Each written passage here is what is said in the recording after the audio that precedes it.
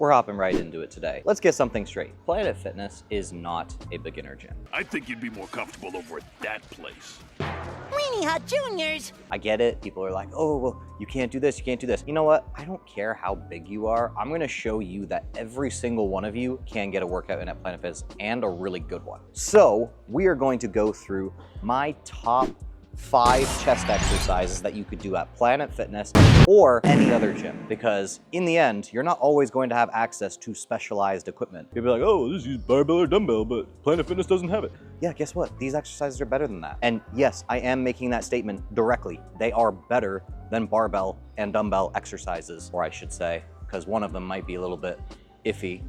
For the most part, they are better. So let's hop right into it. The Incline Smith chest press. Now, the question that I get all the time, how high should this incline be? People are like, should I have it at 3? Should I have it at 4? I legitimately don't even know what incline I have it at. I just do the same thing every time. It's not this one, it's the one down. I can tell just by looking at it. It looks like the one that I typically have it at is 4, but that might not be the angle that works best for you. And I'm gonna show you why. One of the biggest mistakes that I see when it comes to doing an incline Smith press is this is where people have the bar and then they go like this, right? They touch up really high and they do this. Now, this in and of itself is not a bad exercise. What you've done is you've decided, all right, I'm gonna make this a mid-chest exercise, or at least a little bit more mid-chest. And that is a mistake if you are trying to hit the upper chest. So instead, what you should be doing is you should be moving it back. Move it back, touch lower on your chest, keep your hands closer together, and then push from here. I moved the seat back a little bit too far, so it makes it a little bit awkward. So all we do at that point is just readjust. This is going to work the upper chest much better than if we take and have this and touch up really high. So that is number 5. Number 4. This one's really, really crazy. Okay. See, what we're gonna do is we're gonna take and we're gonna do a flat press. I know, wild, right? A flat press with a Smith machine, but that doesn't follow the bar path that a regular bench press would. Who the frick cares? You are going to be able to get a good stimulus for the chest if you're doing this properly. Properly would include having your hands a little bit wider apart so that you're getting more of the adduction that we talked about as not being a good thing when you were doing the upper chest, but this time you do want the adduction. So take your hands a bit wider, get it down to a comfortable position. You don't necessarily need to be trying to drive it through your chest or anything like that, get some crazy deep stretch. You'll be able to feel where your pecs kind of have that sticking point. So my sticking point for my pecs is about right here. It's just slightly above the chest. Now, could I technically go all the way down? Yes, but I can literally feel my humerus start to turn under just a little bit when I do that. So for me, stopping here, perfectly fine. Push from here, boom. Now, you do not have to lock fully out because we are trying to work the chest, and the higher up you get, the more triceps it is. So you can lock out if you want to, just to standardize your repetitions, but it is not absolutely necessary. Number 3. We are moving on to a good old pec deck. Now, this one I can see people having a legitimate complaint for. The only reason being, this machine cannot go super heavy. So you shouldn't say likely, I don't know who I'm talking to right now, but there are people that are going to max this out relatively easily. So if that is you, I would suggest getting a gym pin, code TNF. But even before that point, I know everybody's like afraid of the fatigue boogeyman and stuff.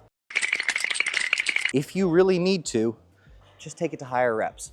I would hazard a guess that very few of you are getting anywhere near 30 reps with this, even if it is maxed out. So that's not me saying that it's not better to train with a little bit lower repetitions. Of course it is.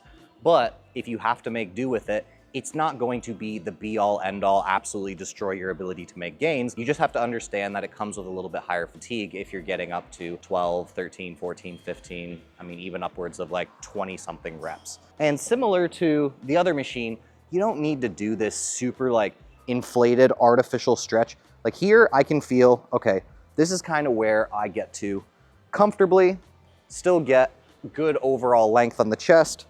And this is where I'm gonna take it back to the beginning. But I'm not gonna take it and say, oh yeah, I can go deeper, therefore I'm gonna, just doesn't make any sense, all right? Stay strong, stay stable, lock in, and take it through a range that makes sense. It is as simple as that. Now this next one here is interesting because a lot of people do it, but I would argue that a lot of people do it wrong. If we're talking about a low to high cable fly, right? The majority of people, when you see them do it, they do it like this, right?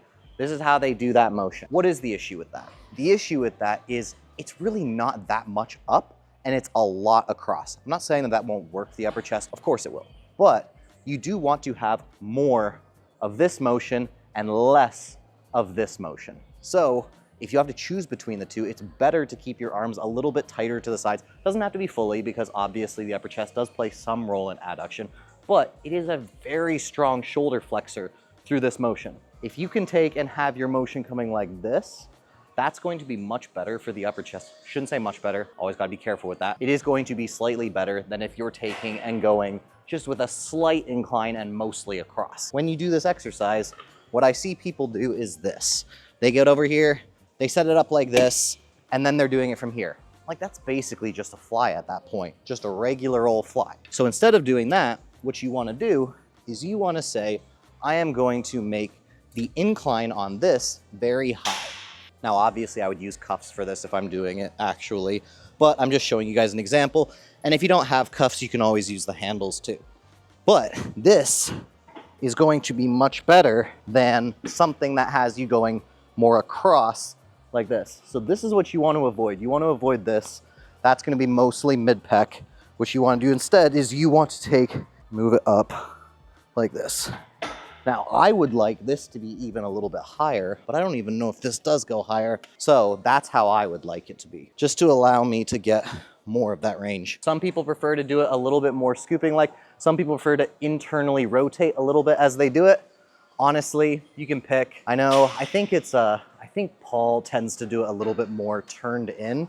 I'm usually using cuffs, so for me, it's like, I just do what feels comfortable. Do it how you need, progressively overload it, and that upper chest will be firing. This is the thing that I see that everybody gets wrong. Everybody gets wrong. I saw a video of Yo doing it the other day, and I'm like, bro, no, you did it wrong. So what he did was he made an example video, and this is not me going after him, it's just a very, very commonly done thing. What I saw him do was go like this. He was trying to explain the mechanics of the shoulder. He was like, this is an upper chest exercise. I'm like, it's kind of. Problem is, when your hand comes back here like this, you're almost directly under the cable. All you would have to do to make that statement more correct is step out a little bit, because now it's getting most tension through this range right here, and then dropping off like crazy as it gets to here, where the front delt would take over more. But if you're too close in, then essentially what you've done is you've turned it into a little bit of a combination between the two, because it's still quite hard as you get to that level of elevation that the front delt can produce good force. What you want is you want the majority of the tension to be in this portion of the movement. If the tension is here, the peak tension is here or higher, that's a problem, right? That's gonna be more front delt work. What you want is you want peak tension to be happening through this range right here. So the easiest way to do that is have it so that it drops off as it gets to this part right here where the front delt would be wanting to take over. Sound good? All right, let's get to number one. Number one is a very, very highly underrated exercise because a lot of people just don't figure out their right positioning for it. So what they do is they call the exercise bad, when really what it is they just don't know what they're doing. So they get into a really awkward position, they try to do the exercise because something they're not used to, and then they blame the exercise itself. I'm like, it's not the exercise, it's your execution that's the issue. And that exercise is the reverse grip bench. In this case on a Smith. But what it does is this, right? When you take and you internally rotate, when you supinate the hands, what that's going to do is that's going to automatically have you bring your elbows a little bit closer to your side. That is why it is more of an upper chest exercise than a mid chest, because of the fact that it's gonna have your elbows coming in closer. But what that's gonna do is that's gonna have your elbow coming a little bit closer to your side, and that's gonna have the humerus now moving in more of that up and down fashion, similar to what we were doing with the fly. The difference here is we're now doing a compound movement. Oh, so shouldn't we just do isolation because we don't need the compound? I'm saying they're both good. I'm not saying that this is better or anything else. I'm just saying that this gives you a good position to have stimulus happening where the chest or where the upper chest has good leverage. Now, all you gotta do, set up, find your angle, use light weight to start, obviously, to figure out where you're at. And from there, it's as simple as this. And you're like, oh, but Joel, that's a really short range of motion. So, range of motion is subject to the exercise that you're doing. And you should always view it that way. When I see people doing this arbitrary, oh, but that's short range of motion, you need to go deeper stretch, or you need to go have more. I'm like, it does not matter. The muscle needs to work in an area where it has good leverage to perform the action and is actually going to get growth. Just because of the fact that I do calf raises in the bottom range of motion, people are, not full range of motion. It's like, exactly, I'm not trying to get full range of motion with that, because we know that the calves get their best stimulus through that bottom portion. So why on earth am I trying to make an arbitrary range of motion the standard? Makes no sense. Same thing goes for any other exercise. So this one, it's like, oh, it seems like it's super short range of motion, but it's the range of motion necessary to achieve the intended purpose. It is as simple as that. That is my top 5 chest exercises that you should be able to do at any reasonable gym.